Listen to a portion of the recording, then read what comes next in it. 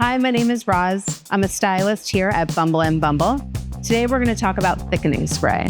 Thickening Spray is an iconic product that we reach for all the time in the salon. I'm going to start by applying Thickening Spray, focusing in first at the roots and then working its way down the rest of the hair.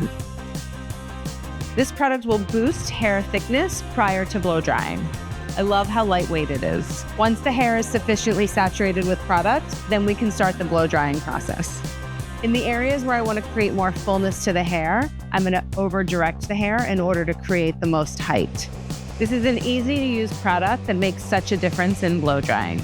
I can already see the difference in the height and the fullness of the hair. I'm using a flat brush to help polish and create the shape. At home, you can also use your hands or a round brush to create more height. Here's our finished style. You can see such a difference in his hair from the thickening spray. I recommend this to all my clients.